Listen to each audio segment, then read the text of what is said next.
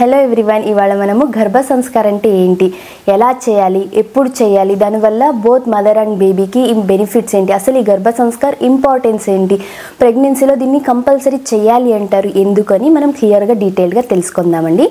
First of all, అసలు pregnancy అనగానే ప్రతి ఉమెన్ లైఫ్లో కూడా యాంగ్జైటీ ఉంటుంది, హార్మోనల్ చేంజెస్ ఉంటాయి, స్ట్రెస్ ఉంటుంది, భయాలు ఉంటాయి, మనకే తెలియని భయాలు. ప్రెగ్నెంట్ అయినప్పటి నుంచి డెలివరీ అయ్యేంత వరకు ఎన్నో టెన్షన్స్, కొంతమందికి నాసియా ఉండొచ్చు, వామిటింగ్స్ ఉంటాయి, బాడీ పెయిన్స్, ఇలా చాలా రకరకాలుగా ఉంటాయండి ప్రెగ్నెన్సీ అంటేనే. సో ఇలాంటి టైంలో మనము ఒక healthy baby and healthy pregnancy, మెయిన్గా మదర్ హెల్దీగా ఉంటేనే బేబీ హెల్దీగా ఉంటారు కదా. సో దీన్ని ఎలా అచీవ్ చేయాలి, దీనికోసం మనం ఏం చేయాలి అనేసి తెలుసుకుందామండి. అసలు గర్భ సంస్కారం అంటున్నారు, దీనికి నిజంగా అంత ఇంపార్టెన్స్ ఉందా? ముందు కాలంలో అంటే ఒక 70s 80sలో అంతా కూడా ఇది అసలు చేశారా? కొంతమంది అంటారు అబ్దుల్ కలాం వాళ్ళ అమ్మగారు, అంబేద్కర్ గారి వాళ్ళ అమ్మ వాళ్ళంతా కూడా ఈ గర్భ సంస్కారం చేశారా, వాళ్ళంతా అంత టాలెంటెడ్గా అవ్వలేదా, వాళ్ళన్నీ అచీవ్ చేయలేదా అనేసి. ఒకటి మీరు ఆలోచించాల్సింది, ఎప్పుడు అక్కడే ఉండిపోకండి. అప్పుడు ఎలా ఉన్నది కంప్లీట్గా, అప్పటికి ఇప్పటికి చాలా విషయాల్లో మార్పు వచ్చింది.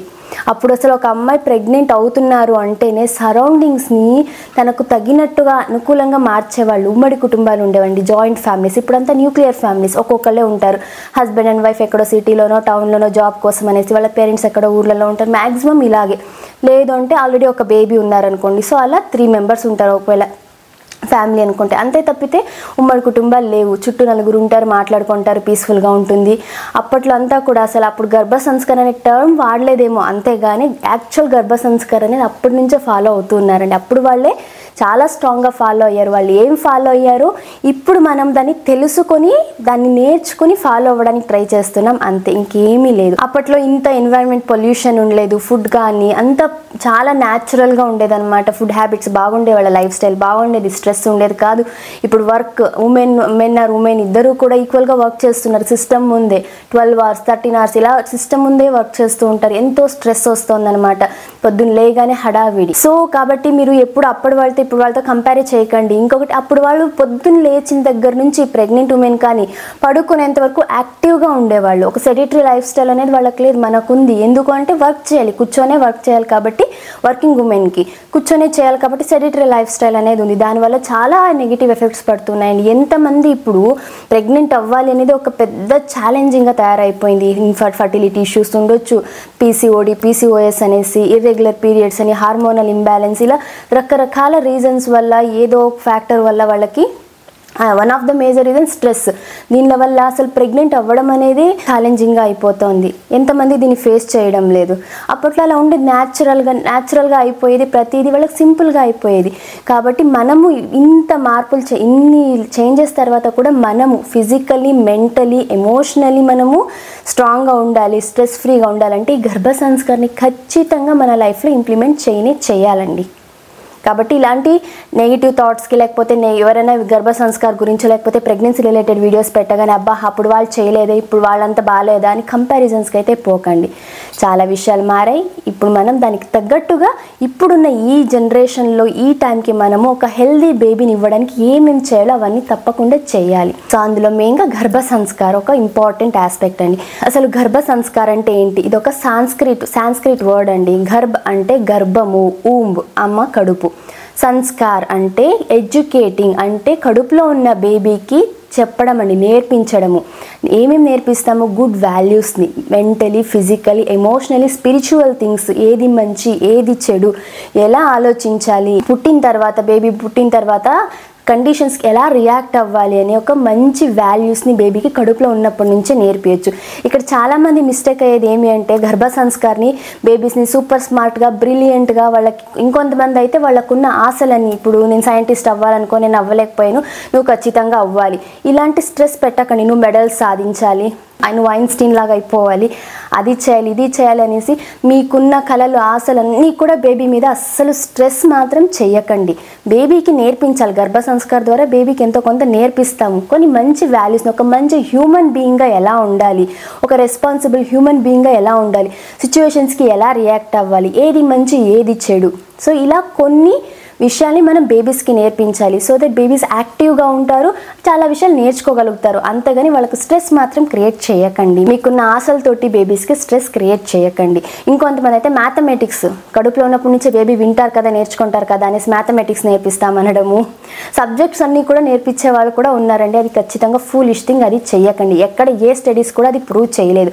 బేబీస్ వింటారు, వాళ్ళకి బేబీస్కి short term and long term memory అనేది ఉంటుంది. ఏదైనా షార్ట్ టర్మ్ మెమరీ అంటే ఇప్పుడు మనం బాధపడి ఏదైనా సాడ్ థింగ్స్ని ఏమైనా చెప్పినప్పుడు బేబీ ఒక హాఫ్ అన్ అవర్ లేదా మ్యాక్సిమం 1 hour గుర్తుపెట్టుకుంటారంట కడుపులో ఉన్నప్పుడు. అది short term memory. Long term memory అంటే ఏమైనా విషయాల్ని మనము డైలీ రొటీన్గా చేసే విషయాన్ని వాళ్ళు 1 day మ్యాక్స్ 24 hours గుర్తుపెట్టుకుంటారంట. వాళ్ళకి అప్పుడు కడుపులో ఉన్నప్పుడు మెమరీ పవర్ ఇంతే. కానీ మనం రిపీటెడ్గా ఇప్పుడు డైలీ కొన్ని విషయాలు చేస్తూ ఉంటాము, డైలీ రొటీన్ బేబీతో చెప్తూ ఉంటాము, ఎక్స్ప్లెయిన్ చేస్తూ ఉంటాం, పాటలు పాడుతూ ఉంటాం. అవన్నీ బేబీ పుట్టిన తర్వాత 21 days పీరియడ్ లోపల ఏవేవైతే ఇంపార్టెంట్ థింగ్స్ ఉన్నాయో అవన్నీ బేబీకి మీరు గుర్తు చేసినట్లయితే వాళ్ళకి ఇంకా లైఫ్ టైంకి అవి గుర్తుండిపోతాయి. ఇది సైంటిఫిక్గా ప్రూవ్ చేశారండి. అంతేగాని మీరు బుక్స్ తీసుకొని బేబీకి ఇప్పటి నుంచే సబ్జెక్ట్స్ టీచ్ చేయడానికి అయితే ట్రై చేయకండి. సో గర్భ సంస్కారం వల్ల యాక్చువల్గా బెనిఫిట్ అయ్యేది మదర్. ఎందుకంటే ఇప్పుడున్న ఈ స్ట్రెస్ లైఫ్లో స్ట్రెస్ ఫ్రీగా ఉండాలి, ప్రెగ్నెన్సీని ఎంజాయ్ చేయాలి, ఆ ప్రెగ్నెన్సీ స్మూత్గా ఉండాలి అంటే గర్భ సంస్కారం అనేది ఎంతగానో హెల్ప్ అవుతుంది. సో మదర్ హ్యాపీగా హెల్దీగా ఉంటే ఒక హెల్దీ అండ్ హ్యాపీ బేబీకి జన్మనివ్వగలదు. అంతే దీని వెనకాల ఉన్న సీక్రెట్, ఇంకేమీ లేదు. అసలు ఈ గర్భ సంస్కారం అంటే చాలామంది ఏదో కోర్సులు అనుకొని లేదా మనం ఏదైనా కోర్సులు నేర్చుకుంటాం అట్లా ఎగ్జామ్ రాసి పాస్ అయిపోయి అలాంటి కోర్సులా కాదండి. చిన్న చిన్న యాక్టివిటీస్, మన పాతకాలంలో వాళ్ళు అమ్మమ్మలు నాన్నమ్మలు వాళ్ళు కొన్ని యాక్టివిటీస్ని ఫాలో అయ్యేవాళ్ళు ఒక హెల్దీ లైఫ్ స్టైల్ కోసం. అలాంటి కొన్ని యాక్టివిటీస్ని మనం ఇప్పుడు మన లైఫ్ స్టైల్లో మన రొటీన్లో ఇంక్లూడ్ చేసుకోవడమే గర్భ సంస్కారం అంటే. ఏమేమి వస్తాయి దీంట్లో అంటే ఫస్ట్ వన్ ఫుడ్ హ్యాబిట్స్. మనము అంతకుముందు వరకు ప్రెగ్నెంట్ కాకముందు వరకు ఏవో ఫుడ్ హ్యాబిట్స్ ఉండి జంక్ తినేవాళ్ళు, జంక్ ఫుడ్ ఐటమ్స్ తినేవాళ్ళు ఉంటారు, బయట ఫుడ్ తినేవాళ్ళు చాలామంది ఉంటారు. సో అలా కాకుండా ఒక healthy food habit. Again choice అండి, కొంతమందికి స్వీట్స్ తినాలనిపిస్తుంది, కారంగా తినాలనిపిస్తుంది. సో ఫుడ్ చాయిస్ అనేది మీ ఇష్టం, మీ చాయిస్ ఆఫ్ ఫుడ్ని మీరు తినొచ్చు. బట్ హెల్దీగా హోమ్ కుక్డ్ ఫుడ్ని ప్రిఫర్ చేయడం మంచిది. సెకండ్ వన్ వచ్చేసి స్ట్రెస్ ఫ్రీ అవ్వడం కోసం మనము యోగా, మెడిటేషన్ని ఖచ్చితంగా ఇంక్లూడ్ చేసుకోవాలి. మంత్ అప్రాప్రియేట్ యోగా కూడా ఉంటుంది. మీకు ఒకవేళ ముందు నుంచే యోగా చేసే వాళ్ళకైతే ప్రాబ్లం లేదు, మీరు హ్యాపీగా కంటిన్యూ చేసేయచ్చు అంటారు డాక్టర్స్. లేదు ప్రెగ్నెన్సీలోనే చెయ్యాలంటే ఖచ్చితంగా గైడెన్స్తోనే ఒక ఎవరైనా యోగా నేర్పించే వాళ్ళ దగ్గరికి వెళ్ళో లేదా మీ డాక్టర్ని కనుక్కొని గైడెన్స్తో మాత్రమే యోగా చేయండి. అంతేగాని ఎక్కడో యూట్యూబ్లోనో ఎక్కడో వీడియోస్ చూసేసి మాత్రం చేయకూడదు. ఎందుకంటే ప్రెగ్నెన్సీకే రిస్క్ అయిపోతుంది అనమాట. వెల్కమ్. కాబట్టి యోగా కానీ మెడిటేషన్ మీరు హ్యాపీగా చేయొచ్చు. సో యోగా మెడిటేషన్ వల్ల ఎస్పెషల్లీ వర్కింగ్ మామ్స్కి ఎంతో స్ట్రెస్ ఉంటుంది, ఆ సిస్టమ్ చూస్తూనే ఉంటారు, రిలాక్స్ అవ్వడం కోసము చాలా హెల్ప్ అవుతుందండి. సో ఇది ఎలా ఏంటి అని నేను నెక్స్ట్ ట్రైమిస్టర్ వైజ్ వీడియోస్ చేసేటప్పుడు ఏమేమి యోగా చేయొచ్చు, మెడిటేషన్ ఎలా చేయాలనేసి చెప్తాను. నెక్స్ట్ లైఫ్ స్టైల్ అండి. కంప్లీట్గా ప్రెగ్నెంట్ అయిన తర్వాత నుంచి మన లైఫ్ స్టైల్ అనేది చేంజ్ అయిపోవాలి. ఎంత వర్క్ ఉన్నా ఏమున్నా ఈ టైంకి తినాలి. మామూలుగా వర్క్ చేసే వాళ్ళు అనుకోండి ఈ టైంకి తినారు, ఎందుకంటే వాళ్ళకి వర్క్ స్ట్రెస్ ఎక్కువగా ఉంటుంది కాబట్టి ఫుడ్ మీద అంతగా కాన్సన్ట్రేట్ చేయరు, నిద్రపోరు టైంకి. సో ఎఫెక్ట్ ఎవరి మీద పడుతుంది? బేబీ మీదే పడుతుంది. వాళ్ళ గ్రోత్ అండ్ డెవలప్మెంట్కి చాలా నెగిటివ్ ఎఫెక్ట్ చూపిస్తుంది. కాబట్టి ప్రెగ్నెంట్ అయినప్పటి నుంచి కూడా మంచి స్లీపింగ్ ప్యాటర్న్ ఫాలో అవ్వాలన్నమాట. టైంకి నిద్రపోవడము, తినడము, టైంకి ఎక్కువ నెగిటివ్ థాట్స్ లేకోకుండా ఉండడం, ఇవన్నీ కూడా మన లైఫ్ స్టైల్ని కంప్లీట్గా చేంజ్ చేసుకోవాలి. నెక్స్ట్ వచ్చేసి మనం ఏవి మాట్లాడుకున్నా కూడా మెయిన్గా ఇక్కడ మదర్ పీస్ఫుల్గా, పీస్ ఆఫ్ మైండ్తో పాజిటివ్గా ఉండడం కోసం, ఎలాంటి నెగిటివ్ థాట్స్ లేకోకుండా, భయాలు లేకోకుండా. జనరల్గా ప్రెగ్నెన్సీ అంటేనే మనకు హార్మోనల్ చేంజెస్ వల్ల యాంగ్జైటీ స్టార్ట్ అవుతుంది అనమాట. ప్రెగ్నెంట్ అయినప్పటి నుంచి డెలివరీ అయ్యేంత వరకు యాంగ్జైటీ అనేది ఉంటుంది. చిన్న చిన్న వాటికి భయపడిపోవడము, లేదంటే వీళ్ళు చెప్పిన దానికి ఆలోచిస్తుండడం, మనకేమవుతుందో ఏమో అని చెప్పేసి భయపడుతుండడం, ఇలాంటి యాంగ్జైటీ ఖచ్చితంగా ఉంటుంది. వాటన్నిటిని ఓవర్కమ్ అవ్వాలండి. మెడిటేషన్ ద్వారా, యోగా ద్వారా మనం ఓవర్కమ్ అవ్వచ్చు. లేదా ఇంకా కొన్ని ఉన్నాయి, బుక్స్ చదవడం వల్ల కూడా మనకు యాంగ్జైటీ అనేది తగ్గుతుంది. ఎందుకంటే ఆ బుక్స్లో కూడా చాలామందికి డౌట్ రావచ్చు, ఎలాంటి బుక్స్ చదవాలి అనేసి. పర్టికులర్గా ఈ బుక్ అని ఇలాంటి బుక్ అనేమీ లేదండి. పాజిటివ్గా మీకు ఆ బుక్ చదవడం వల్ల సంతోషం అవుతుంది, మైండ్ పీస్ఫుల్గా ఉంటుంది, హ్యాపీగా ఉంటారు అనే బుక్ ఏదైనా సరే మీరు చూస్ చేసుకోవచ్చు. కానీ ఎస్పెషల్లీ దీంట్లో కృష్ణుడికి రిలేటెడ్ బుక్స్ చదవడం వల్ల బేబీస్ చాలా స్మార్ట్ అవుతారు. అంటే సిచ్యువేషన్కి ఎలా మనం రియాక్ట్ అవ్వాలి, మంచి ఏది చెడు ఏది అనేసి బేబీస్ తెలుసుకుంటారు కృష్ణుని స్టోరీస్ చదివినప్పుడు. లైక్ భగవద్గీత ఇలాంటి బుక్స్ చదివితే మంచిది అన్నారు. నేను నా ప్రెగ్నెన్సీలో ఓవరాల్గా 2 బుక్స్ అండి చదివేకాను. ఎందుకంటే నాకు ఆల్మోస్ట్ 13 to 14 hours వర్క్ చేసేదాన్ని డేలో. అండ్ కుకింగ్ కానీ, ఇంటి పనులు, యోగా, మెడిటేషన్ వీటికి నాకు టైం సరిపోయేది. బుక్ చదవడానికి మహా అయితే ½ an hour మించి నేను టైం స్పెండ్ చేయలేకపోయేదాన్ని. కాబట్టి 2 బుక్సే, ఒకటి కూర్చో సరిపోవచ్చు, మహాభారతం అండ్ భగవద్గీత, ఇవి 2 బుక్స్ అయితే నేను చదివాను. సో మీకు ఇంకా ఇంట్రెస్ట్ ఉంది అంటే బాగా దాంట్లో మళ్ళీ అగైన్ నెగిటివ్గా ఉండకూడదు, అది చూసి మీరు బాధపడేలాగా ఉండకూడదు, చూసి సంతోషపడాలి, నవ్వుకోవాలి, లేదా ఏదో ఒకటి నేర్చుకునేలాంటి బుక్స్ చూస్ చేసుకోండి. తెనాలి రామకృష్ణుడు చదవచ్చు, పంచతంత్ర కథలు చదవచ్చు, లేకపోతే మీకు ఏదైనా సరే మీ చాయిస్, బుక్స్ చాయిస్ అనేది మీ ఇష్టం. లేదంటే పేరెంటింగ్ రిలేటెడ్గా లేదా ఈ గర్భ సంస్కార రిలేటెడ్గా కూడా చాలా బుక్స్ మనకి ఇప్పుడు అమెజాన్, ఫ్లిప్కార్ట్స్లో లేదంటే లోకల్ లైబ్రరీలో కూడా మనకు దొరుకుతున్నాయి. సో మీరు అది కొద్దిగా రీసెర్చ్ చేసి ఆ బుక్స్ని అయితే చదవచ్చు. ఈ బుక్స్ చదవడం వల్ల ఏమవుతుందంటే, ఒకవేళ ఖాళీగా ఉన్నారు, వర్కింగ్ మమ్ కాదు, మీరు ఖాళీగా ఉన్నారు ఇంట్లోనే అనుకోండి, ఖాళీగా ఉన్నప్పుడు లేనిపోని ఆలోచనలు, టెన్షన్ స్టార్ట్ అవుతాయి. సో దీన్ని అవాయిడ్ చేయడం కోసం బుక్ రీడింగ్ హ్యాబిట్ మీకు అలవాటు అయిందనుకోండి, మైండ్ కామ్ అవుతుంది, చాలా విషయాలు మీరు తెలుసుకుంటారనమాట. సో బుక్ రీడింగ్ హ్యాబిట్ అనేది మీరు ఖచ్చితంగా ప్రెగ్నెన్సీలో అలవాటు చేసుకోండి. నెక్స్ట్ వన్ వచ్చేసి గర్భ సంస్కారంలోనే చాలా చాలా ఇంపార్టెంట్ వన్ మ్యూజిక్ అండి. మ్యూజిక్ అనేది బెస్ట్ థెరపీ ఎవరికైనా, అందులోని ఇంకా ప్రెగ్నెంట్ లేడీస్కి అండ్ బేబీకి చాలా పాజిటివ్ ఎఫెక్ట్ చూపిస్తుందండి మ్యూజిక్ అనేది. మనకి ఎంతో స్ట్రెస్ ఉన్నప్పుడు మ్యూజిక్ విన్నామనుకోండి చాలా కామ్ అయిపోతూ ఉంటాం కదా. అసలు ఎలాంటి మ్యూజిక్ వినాలి అంటే, ఆ మ్యూజిక్ విన్నప్పుడు చాలా కామ్ అయిపోవాలి, సూతింగ్గా ఉండాలంటే అలా మెలోడియస్గా ఉండేలాంటి మ్యూజిక్స్ని వినండి. అంతేగాని బాగా మాస్గా ఉండి, ఎక్కువ సౌండ్ ఉండి, ఎక్కువ బీట్లు ఎక్కువగా ఉండేలాంటి మ్యూజిక్ అస్సలు వినకండి, వీలైనంత వరకు అవాయిడ్ చేయండి. అలాంటి మ్యూజిక్ని ఒకవేళ ఎక్కువ అగ్రెసివ్గా ఉండేలాంటి కొన్ని పాటలు ఉంటాయి, అలాంటి పాటలు వినడం వల్ల మిస్క్యారేజ్ అయ్యే ఛాన్సెస్ కూడా ఉన్నాయని కొన్ని స్టడీస్లో చెప్పారండి. కాబట్టి ఎప్పుడు ప్రెగ్నెన్సీ టైంలో మనం చేసే ప్రతి పని కూడా బేబీ మీద ఎఫెక్ట్ చూపిస్తుంది అనేది ఖచ్చితంగా మనం మైండ్లో గుర్తుపెట్టుకోవాలి. కాబట్టి పాజిటివ్గా ఉండేలాంటి ఆ పాట విన్నప్పుడు మనకు ఒకలాంటి పాజిటివ్ ఫీలింగ్ రావాలి, అలాంటి పాజిటివ్గా ఉండే సాంగ్స్ని సెలెక్ట్ చేసుకోండి. అండ్ ఇంకొకటి మేజర్గా 5th month వచ్చిన తర్వాత నుంచి బేబీస్కి వినడం స్టార్ట్ చేస్తారు బేబీస్. అప్పటి నుంచి కూడా మీరు మాట్లాడడం ఎంత ఎఫెక్టివో దానికి ఒక 10 times ఎక్కువ పాటలకి బేబీస్ కనెక్ట్ అవుతారనమాట. సో మీరు పాట పాడడం వల్ల ఏ పాటలైనా వచ్చని, మీరు బెస్ట్ సింగర్ అవ్వాల్సిన అవసరం లేదు. అమ్మ గొంతు బేబీకి ది బెస్ట్ గొంతు అనమాట.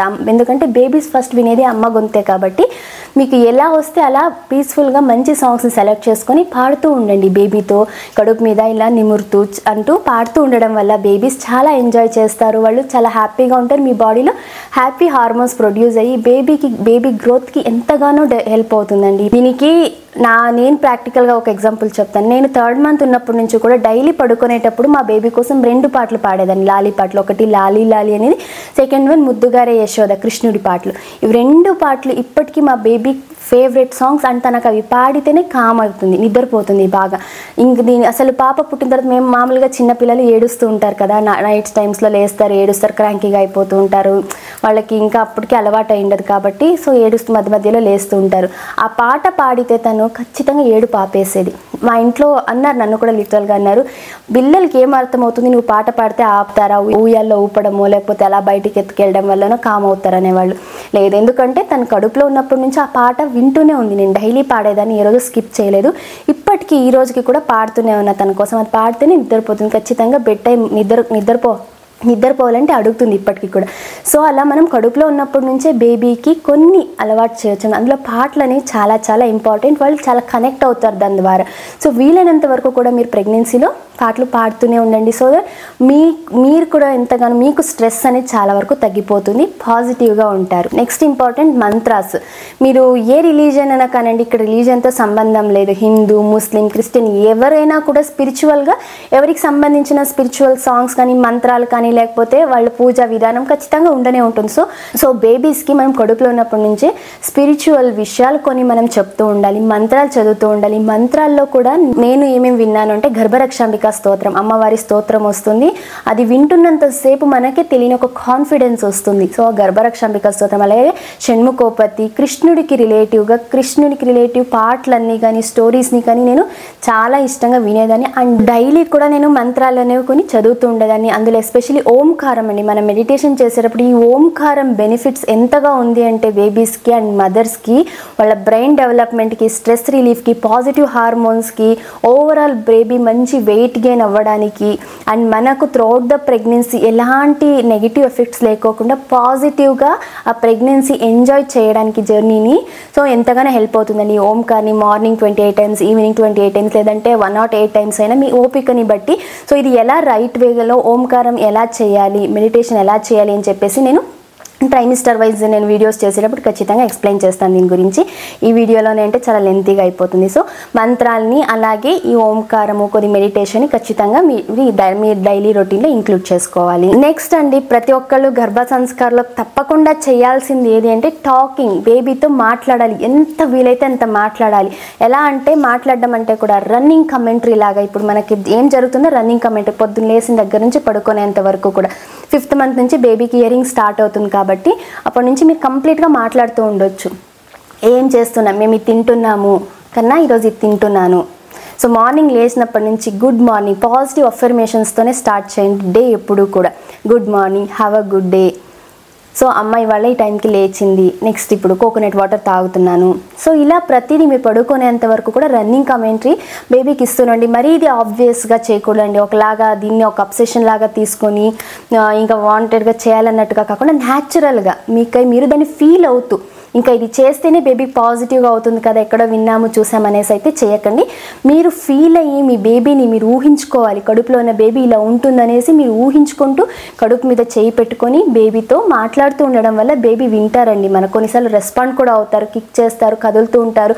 వాళ్ళకి ఏమన్నా ఇంకా బాగా జాయ్ఫుల్గా అనిపించింది చెప్తున్నాం అనుకోండి, వాళ్ళు వాళ్ళ మూమెంట్స్ని కూడా అబ్జర్వ్ చేయొచ్చు మనం మాట్లాడుతున్నప్పుడు. దీని ద్వారా ఏమవుతుందంటే బేబీకి మదర్కి మధ్య ఒక బాండింగ్ స్టార్ట్ అవుతుంది.